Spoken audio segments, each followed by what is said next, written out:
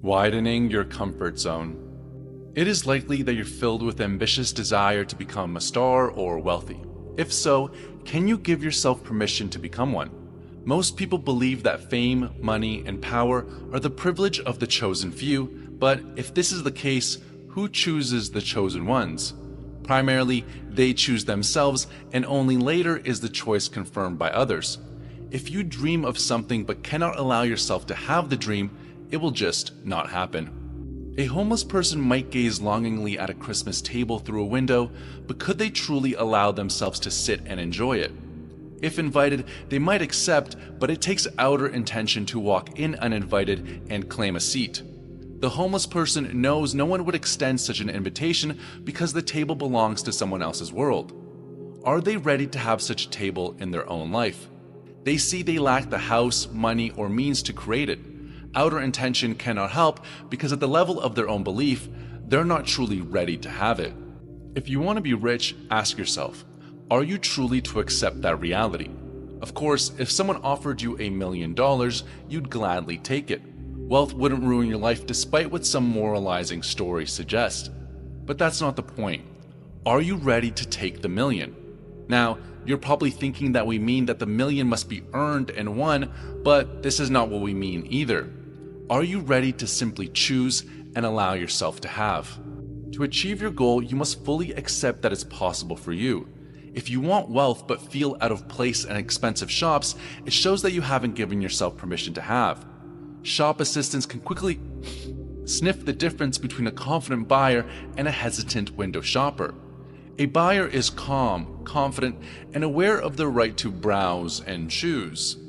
A window shopper longing for luxury but feeling unworthy acts tense, stiff, and uncomfortable, almost apologizing for being there.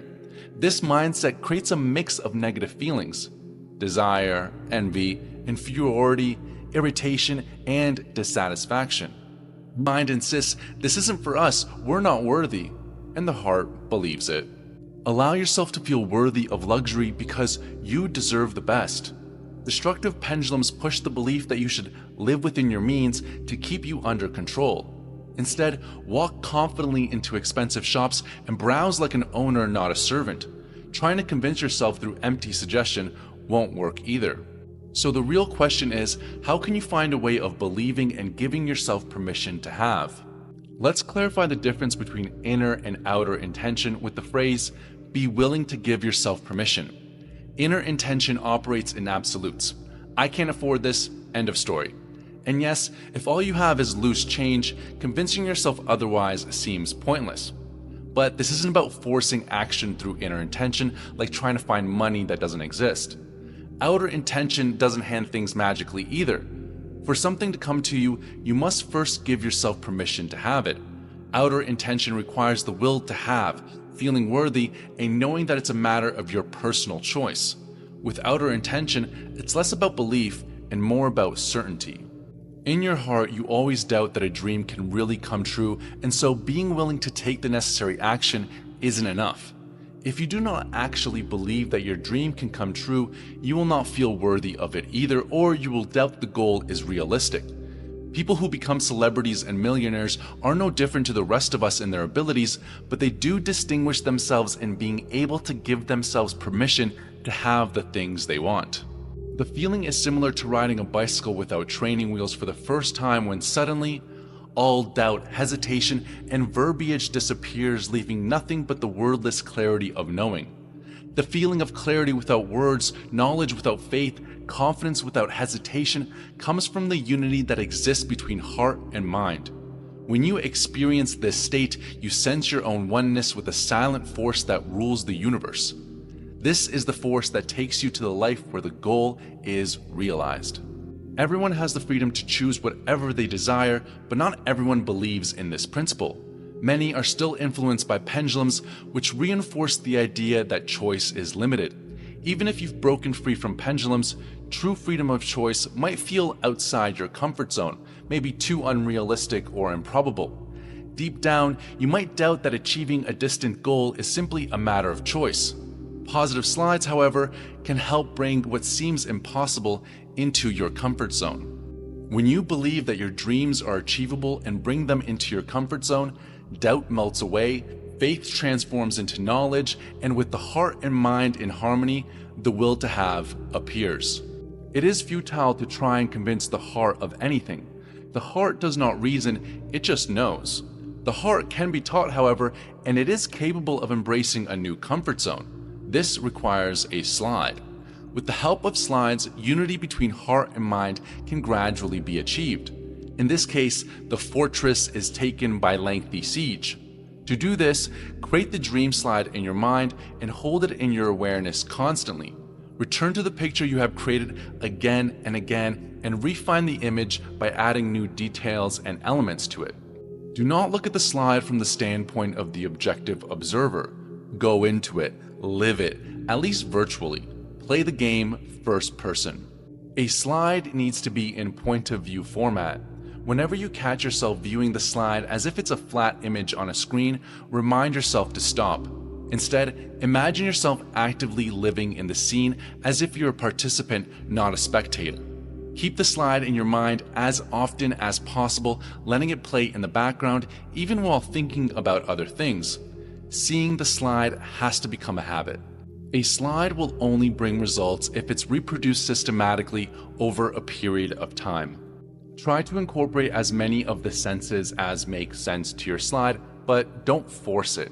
Obviously, sight. What are you seeing in your slide? And remember, it's from your own eyeballs, i.e. POV, not an objective third-person perspective.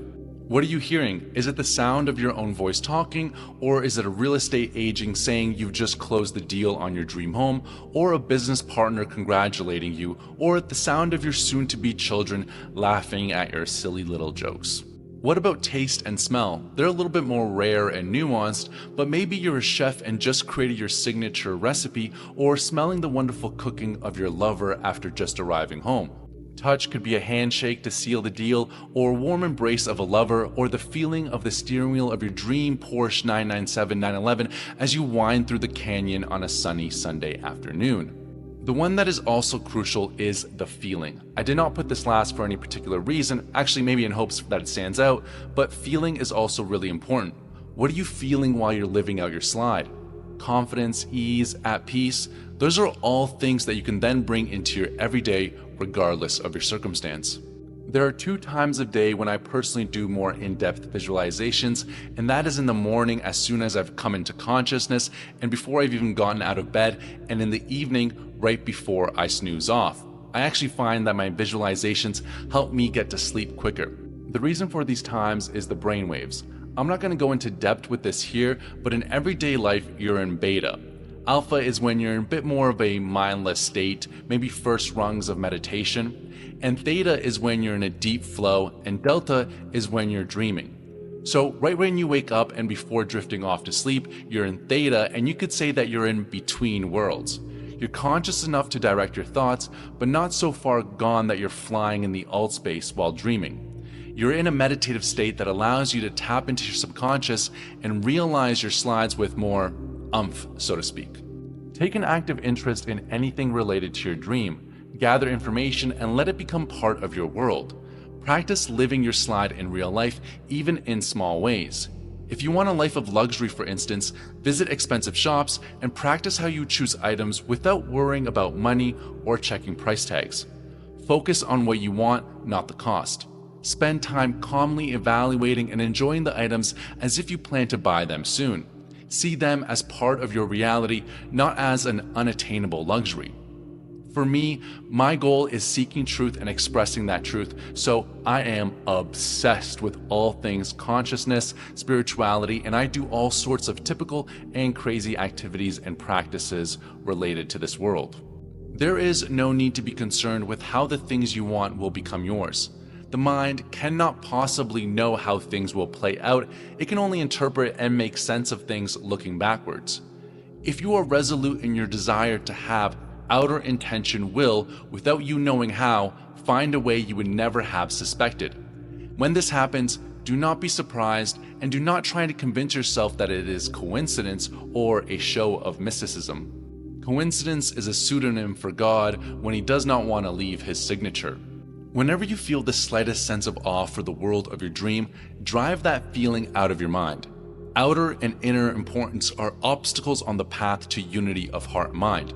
This is your world, and there is nothing in it that is unavailable to you.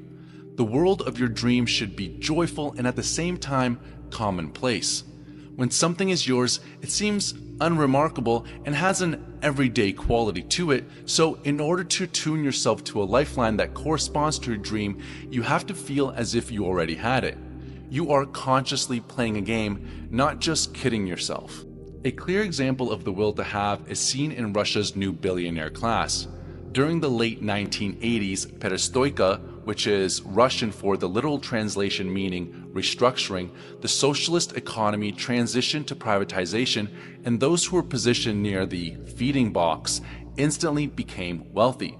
State-owned resources like oil, gas, and diamonds were suddenly claimed by a small group of oligarchs.